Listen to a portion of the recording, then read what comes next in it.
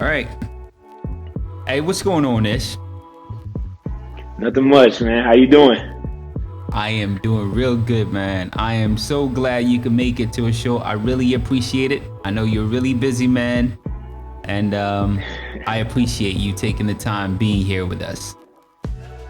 Nah, I appreciate you, man. Yeah, I mean, I'm busy, but I'm not as busy. I'm not that busy, so I can always find time to do stuff. Cool. So tell me, where you at right now? Right now, I'm in Strasbourg, France, playing the Jeep Elite with Sig Strasbourg. That's where I'm at right now. Imagine you talking to somebody that's never traveled at all. Where is that? Is that like? Tell me some. I'm gonna have to say, to be honest, I'm still learning. It's south of France, I believe. I think it's south of France. All I know that I'm about Somewhere in 5 France. minutes. I mean, a 5 hour drive. Yeah, somewhere in France. I know for a fact I'm a 2.5 hour train ride to Paris. Okay. I am probably 10 to 15 minutes away from the border of Germany. So I think I'm in southeast. Yeah, southeast. Okay. I think so. I'm still working on it. I know that's bad. I'm still working on it. Okay, so wait a minute. You mentioned Germany. You did play in Germany at one point, right? Yes, I played in Germany the past 2 years. My first year in Germany, my first year professional, I played in Nuremberg Pro A, which is second division. And then I made the jump to BBL playing for Rasta Vesta for Pedro Power. Pedro Callis. I'm sorry, Pedro. So you lived in Pedro Nuremberg. I lived in Nuremberg, yes. I lived in Nuremberg for a year. Oh, wait a minute. When? I lived there for a little bit. I was there. I lived there in 2017, 18? Oh, yeah, 2017, 18. That's where I was at. Okay. It's a small little town. What were you doing? What were you doing in Nuremberg? Man, long story. Long story. Did you go to what do you call that? I'm sure you went to that place where it's a museum right now where they did all the trials and all that, right? No, it's crazy because I lived around the corner. I lived right down the street from that museum. The big courthouse where they had all the trials. Yes, the courthouse. Right. I lived literally right down the street across the street from the bank. So that's like probably a block over. I lived right over there. I never got a chance to go in there. But I got a chance to go see the Coliseum. No, I never got a chance to go in there. I got a chance to go see the Coliseum, where they had and also where Hitler and everything happened down there. They had the marches and the speeches and stuff. I did the museum there. That's what I got a chance to do. So it was nice pretty decent though. Yeah, I like that. I like that. You know, a lot of people are telling me it's a really small city, town, whatever you want to call it, and there's nothing happening there. But I enjoyed it. I thought it was nice. Yeah, I had a great time there. It was a lot to. It's a small city. It's a decent sized city, but it's a lot to do. A lot of different type of foods and a lot of different type of museums and all type of things out there. And it's not too far away from Munich, so. No, it's not too far. It's a hop, skip, jump to Munich, Bamberg, Munich. Oh yeah, nice city. Cool, nice city though. Cool. All right, so enough with Germany. Let's jump straight into Afrobasket. Right. I'm sure that's what a lot of people want to hear. Right, Afrobasket. So, I got to tell you one thing. I'm a newbie in this whole thing, so I'm not going to pretend like I know a whole lot. And I hear you're also a newbie. This was your first round, right? Right. This is my first time national team player. So tell me about that experience. Oh man, I didn't know what to expect, to be honest. I went out there with an open mind. When you hear of Africa, you hear of what they teach you in the States. Right. All the negative stuff. They don't tell you nothing positive. They don't tell you that the culture is loyal. They're passionate about their sport or whatever they do. They're passionate about. They don't tell you how friendly they are out there. They don't tell you the good things. They tell you the negative things, the things that you see on TV and stuff like that. But my first experience was unbelievable.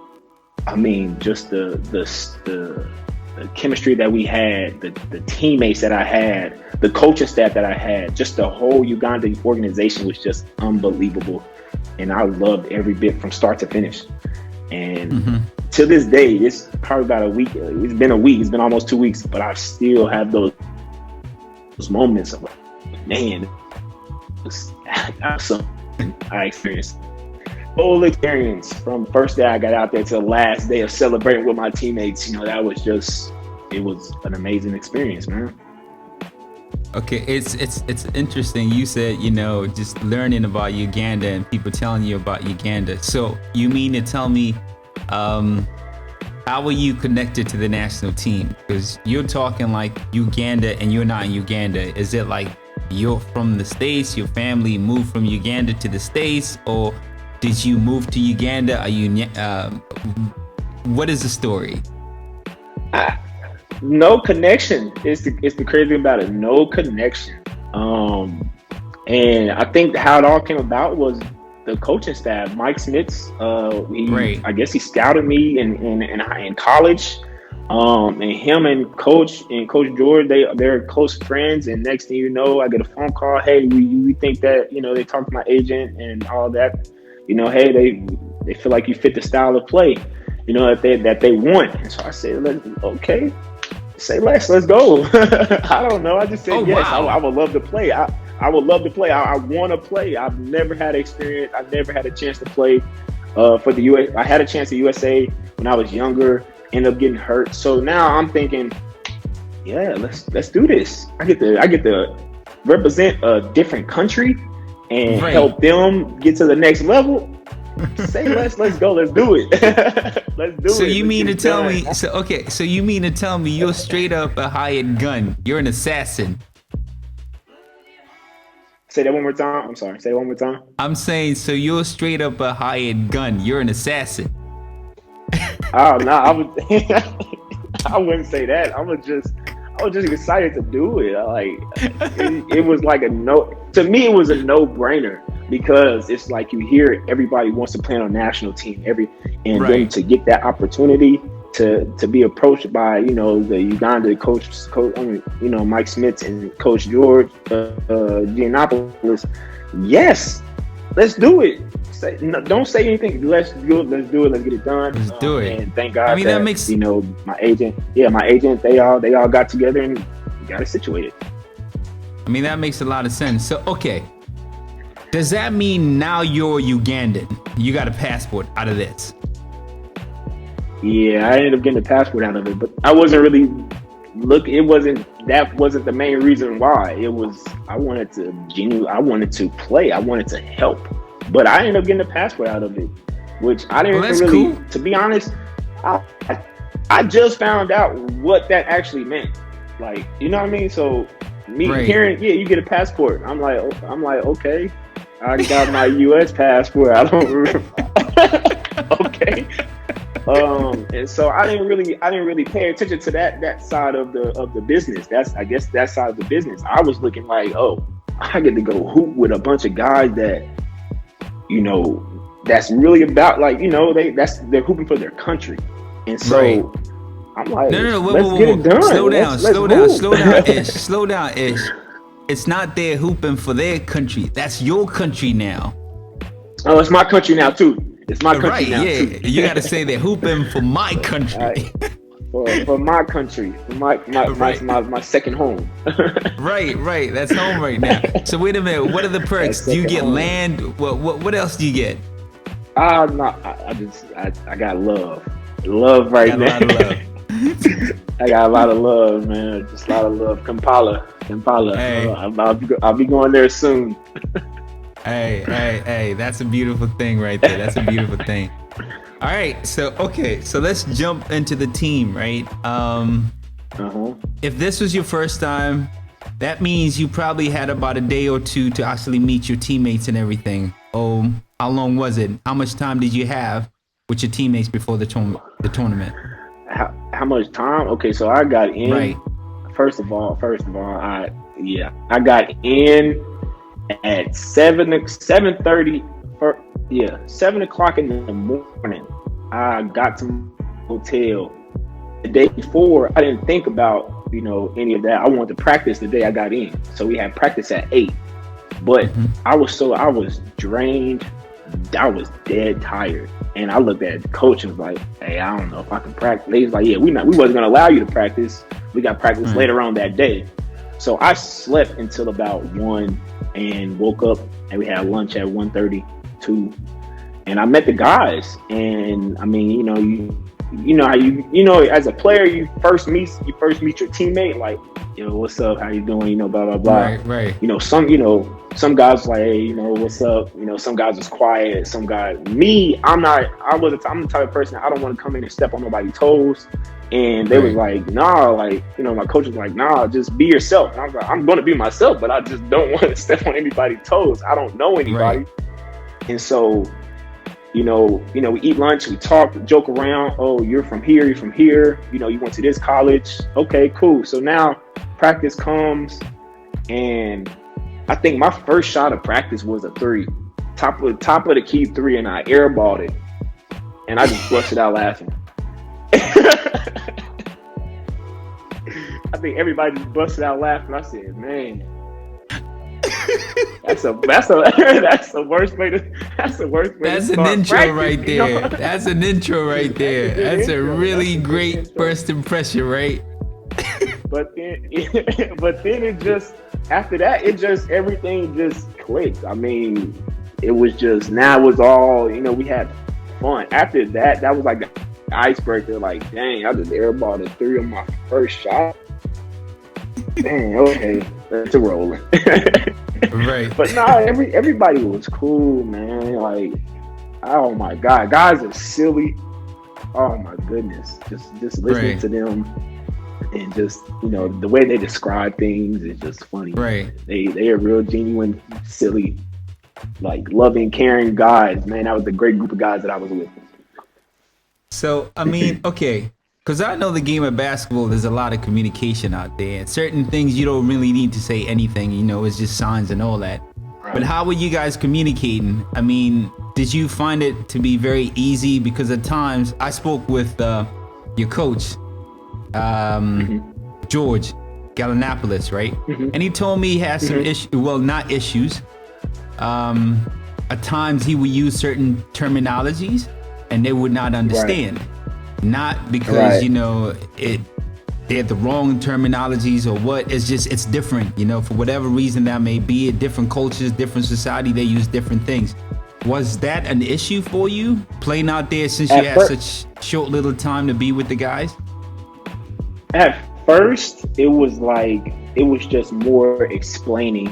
Right. I try not to use words that we use, in the States, or hammer screen or anything like that. It's just, I mean, they spoke English, and that's one thing I didn't know. Like, I did not have any idea if they could speak English or they speak their own language. And so they understood, they spoke English, and so that made it even better, because now it was just me describing, hey, if I set this screen right here and he fakes, he hard, I'm going to short road. So I mean, it was just more explaining. It wasn't really tough. Some guys understood it a lot more than other guys, but at the end of the day, we communicated how they communicate with themselves. And I told them, I said, if y'all don't understand it, if you understand it in English, but he doesn't understand English, just talk to him and however way he understands it. Or I'll tell my teammate, hey, can you tell him to do this if he can't understand me? Or I will try to break it down and try to, show him. But it was tough at times, but we got used to it. Okay. All right. So now you got your squad. You guys know one another. You're going out there to compete. You guys are Egypt right now. Your group is a very exciting group. I love that group. Cape Verde, you guys, Egypt, and you have Morocco. Very exciting teams. Morocco. Right. Very exciting teams. Now you guys are going out there competing with Egypt. That was the very first game. How was that game? Tell me your very first experience playing against African players. Right. Ooh, we wanted that game, and I knew only one guy on that team, Anas. I played against him my senior year. Yeah, I played against him my senior year. He was at Louisville with Donovan Mitchell and all the other guys that ended up going off to the draft and all that. We beat them in the Battle of Atlantis. So I knew who he was, but I didn't know where he went. I didn't know anything about him after that. That was my last game playing against him, and I come to find out he was playing in Egypt. He's playing in Egypt. I didn't know that. But them dudes was huge. Hey, them dudes was huge, man. Like 7'2" at the 5. You got a now, I mean, somebody like you saying them dudes was huge. 6 out. I'm like, man, what in the world? Yeah, like I'm like, man, what no? These dudes, man.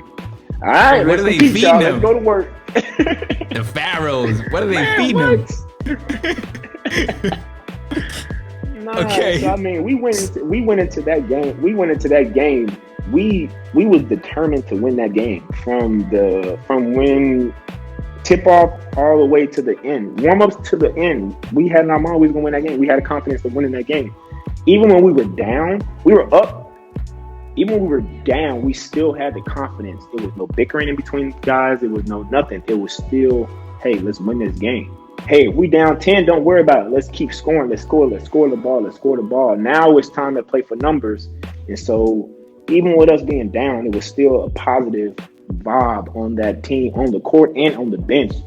Even with all the foul troubles, even with the foul trouble myself, still positive, still trying to stay positive.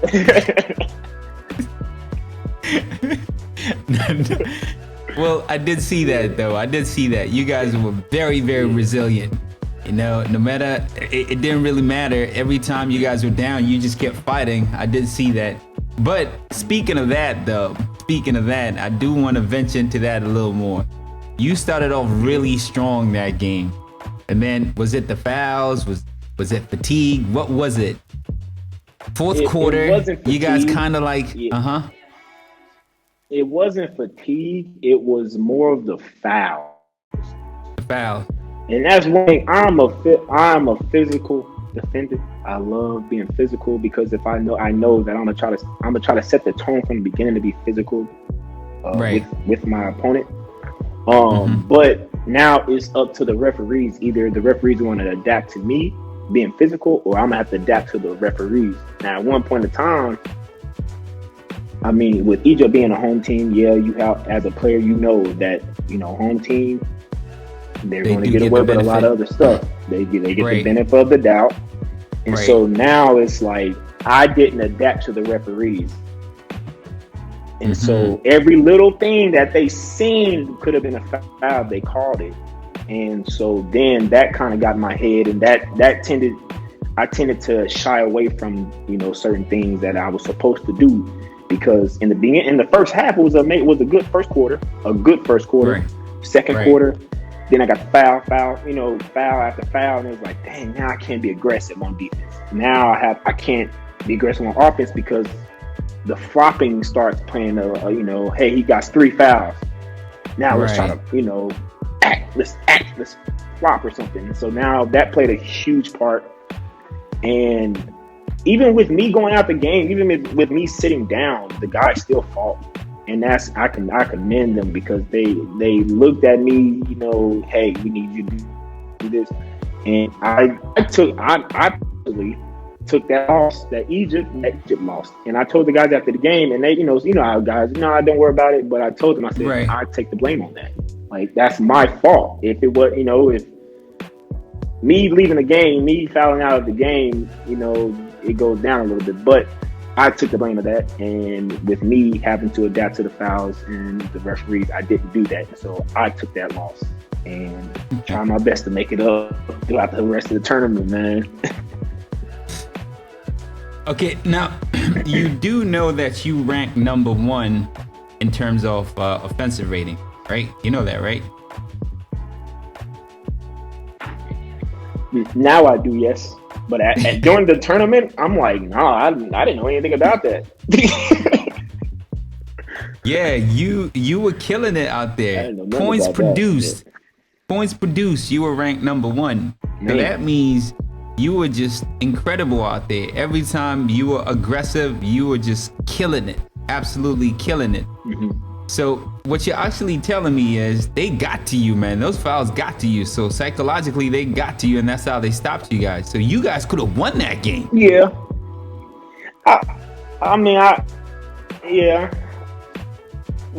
Because that is part of the game, right? The game is mental, right? The game is mental. So they play D on you. It's a mental game. And so that was good. They kind of got me mentally. Good defense. Yeah, they did what they had to do. Now it's just it's just me to happen. I have to adapt to it now, you know. So you know the game. That I always got to continue to adapt. Right. I know it. Yeah, I know it. Okay. So out of the 3 teams you guys got, no, 2 teams, right? 3 teams you got to play with. You got to play against Egypt, Cape Verde, and Morocco, right? Right. So the level of competition in Europe, the level of competition in the US, and the level of competition that you played against. I know it's a short little stint, right? But can you compare? Can you compare African basketball with European and American basketball? Tell me something about that. What do you think? That's pretty tough because with my little short stint of seeing African basketball, they're physical. Mm-hmm. Some guys are physical. Some guys, you can tell which guys played in the States or played European basketball. You can tell the difference between those guys. It's kind of hard. I don't want to. It's kind of hard for me to explain. It's kind of hard for me to rank it. European for sure is probably one of the smartest basketballs that I've ever played in. Played against, especially me playing in Germany and BBL. You got Bayern Munich and you got Alba Berlin, the Luke Sigmas and the Oldenburg, the Ricky so Fawcett. The game all is really those smart guys. out there. The game is just really smart in Germany. Like I don't know. Yeah, you got France where now it's very, very athletic league. Africa, with me playing Africa, is like a physical go get it. Especially Uganda. My team kind of changed my mindset. Like the boys are junkyard dogs. Like pick you up full court. I kind of like that right there. What we did. So it's like, okay, now it's just it's different. It's just different everywhere. Basketball is different everywhere, and so it's kind of hard for me to rank it. I'm gonna have to say Germany, the European is a little smart, like tactical. Germany was technical.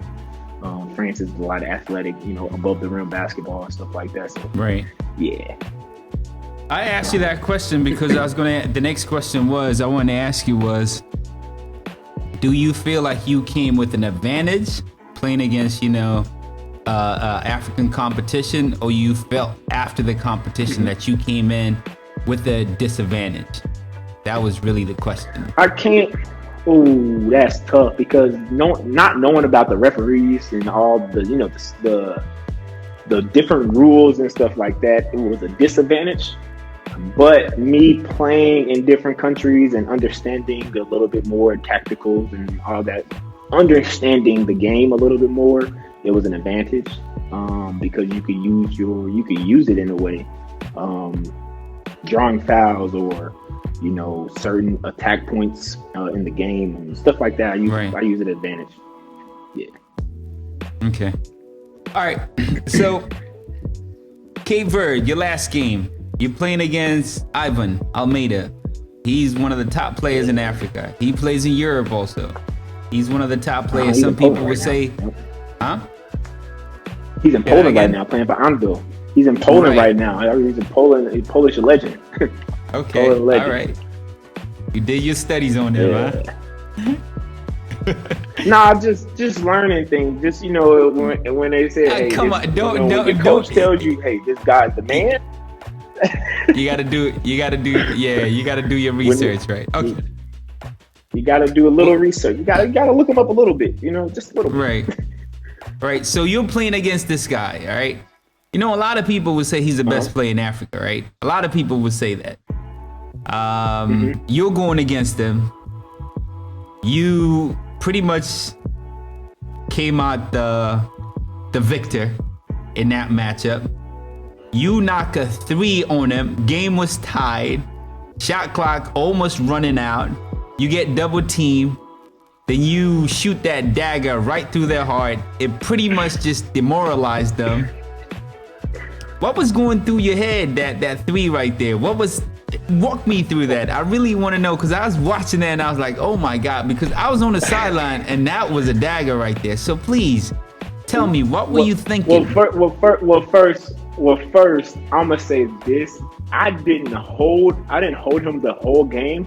Now, when you have a teammate like Tony, that comes up to the coach and says, "Hey, I'm holding him," and it's like, okay, what we're gonna do? And coach puts him on him, and I commend Tony for saying, "I got him," and he picked him up full court, made his first couple shots tough. And then that's when I switched on him. And so now it's like, okay, appreciate you, Tony. Got him a little got him tired for me now. I can do things that I want to do. But in that moment, that 3, that dagger, to be honest, that's one of them shots where you're in practice and you're out there shooting before practice or after a drill, and you're shooting, you're trying to get as many shots up, you're grabbing the basketballs off the ground, and the coach blows the whistle and you try to get that last shot up. And that was one of those last shots that you do in practice, not knowing that you might have to do it in the game. It might be a rolling ball, 2 seconds, and you might have to get off the ground and shoot it. That was one of those shots that I do almost every other day in practice just to play around, but it turns around, you got to do it in the game. So with that, coming off behind the back, trying to find the ball, because he's playing physical, boom, boom, and getting the shot up. I'm hearing the bench saying 3, 2. Oh, I got to get this shot up. As a kid, you think about that. Oh, 5, 4, 3, 2, 1, and get the shot up. And so now it's like I let it go. He hits me. I'm thinking I'm going to get a foul. I didn't flop, but he hit me. So I'm thinking, okay, I better make this. I know I'm going to make it, but I better make this, because I want a 4-point play. We're down. Right. And so I didn't know the ball went in until I think they had hit each other, and I seen the net pop up, and I just heard, all right, the bench going crazy, and so I'm like, dang, I made that. I didn't hear a whistle, but I made it. So I mean, that was a dagger. That's the air after winning. I mean, after the gym. So yeah, it was crazy. Nice. So everything's all done. After the tournament, you guys are heading back. When you look back, do you guys feel that you can beat every team out there if you guys were to play again, like play against Egypt right now? Because that's the only team that beats you guys. Me personally, I feel like, I mean, as a competitor, you can beat it. I feel like we can beat them. I mean, that's just me as a competitor. I know the guys feel the same way. Underdogs. I love being underdog. Been an underdog my whole life, and I know they've been an underdog their whole lives too. So, and that's one thing that connected us a lot in that tournament. Just being an underdog, having an underdog mentality through the whole tournament, even in February when we go back, is going to have the underdog. No matter if we won 3 games, 4, we're still the underdog. And so I feel like as an underdog, we have to have that mentality. Hey, we can win this game. We're going to have this mentality. We're going to win the game against Egypt, Morocco, Cape Verde. So that's our mindset. Because if we have one doubt in our mind that we're losing, that we going to lose it again, and no matter who, then that brings down to the whole team. We have to keep our foot on the pedal. We have that underdog mentality. Then yes, we can beat any team that we face. Hello? Oh, man. Our defense is something that we will and take care of. Can you hear me? Yeah. Okay, let's do that again because I need that. I don't know if I froze for a long period of time because you were frozen. I'm just saying, all right. So you guys, your offense was ridiculous. You guys are clicking on offense. What happened to your defense? Right. Our defense, that's just something that's something that I mean, I'm not the captain, but as the enforcer, I have to be the one to step it up on defense. But I feel like our defense can be a lot better. But it's just our mindset. I mean, the more steals, the more time we got in transition, our defense starts everything. So when we start getting stopped, that's when Pong start hitting threes. That's when, Eric start hitting deep threes and getting to the rim. That's when Dane could get to work. So our defense, has to carry over the offense, and so we will step it up. That's a promise. That's a guarantee. We will step it up on defense because I mean we're one of the smaller teams, and so we have to step it up a lot, especially in the next break. So we have to definitely step it up. I'm saying if only your defense was as decent, well, not decent, half as decent as your offense, you guys would be a threat for real. Like definitely. Championship will be right there. As long as you work on your defense, you guys are going all the way to the very end. I'll tell you that. I'm being for real. I'm not just being a fan right here or whatever. I am telling you, your defense, you guys fix your defense because your offense is just all the way up there. And when you look at, okay, let's talk about Ish, not just your team. Okay, you were ranked number 1 offensively. Your ratings, number 1, right? But then when you look at the top players in the top 10 who ranked in the top 10 offensively, you rank at the very bottom defensively amongst those players. Ish, right? But when you look at that. And when you look at your team, it's the same thing. So at first, I know I had a conversation with you prior to having this recorded conversation, and we spoke about it. And today earlier, you just told us that, you know what? It was the fouls, and then you adjusted your game, and that kind of like set you back, and you were not being aggressive and everything. But then I guess that translated to the whole team. That means the whole team was not trying to be aggressive. The whole team was just kind of like just going through the motion. I don't know. I'm guessing. I'm throwing things out there because I really don't know what was going on. But then it's not just you. At first I was criticizing you, but it's not just you. It was the team. So I'm not gonna go, it's ish, like what I had said earlier, because I took a deeper look at it. It's not just you, man. It's your team. Yeah, I'm pretty sure coaches, they're gonna break that down, and I'm pretty sure everybody had that defensive. Me personally. Okay, so me personally, I love defense. I think all of my teammates that I've ever played with know that I love defense. Defense on the ball 1 through 5 or now 2 through 5, it doesn't matter. I love defense. I love steals. I try to get as many deflections as I can, but I feel like I let my team down defensive on the defensive end, and that's something that I've never had a question. And so that, like, with hearing that and seeing that I'm low on the defensive ratings, that kind of kind of messed me up. So now I have to prove, I feel like I have to prove myself, but I don't have to, I have to step it up. I know for a fact I have to step it up on defense and to get up there. And my team, we will step it up. That's good. That's a guarantee. We will step it up on defense. That's good. Okay, so I do know you need to go and eat, man. I know I've taken a lot of your time. This thing was supposed to be less than 20 minutes. We're approaching almost 40 minutes right now. Right. So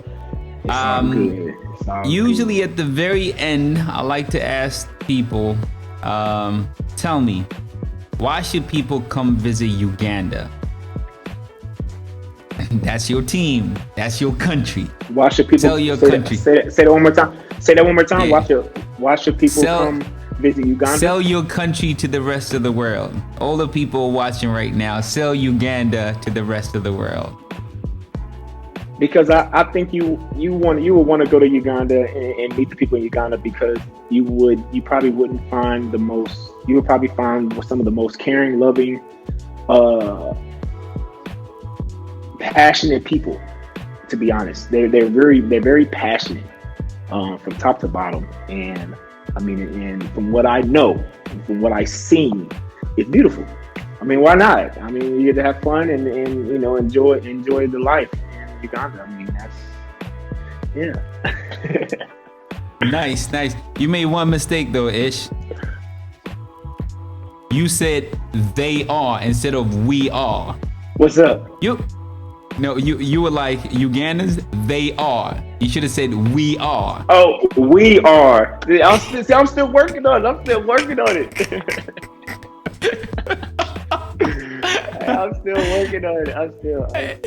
You still get used to it, right? You still get used to it. Yeah, my teammates here are saying the exact same thing. You say, yeah, how you doing in your country? I'm like, what you mean my country? I'm like, yeah, you're Ugandan now. I'm like, keep forgetting. Yeah. I have a teammate that's from Nigeria. He's like, what's up, my African brother? What you talking about, bro?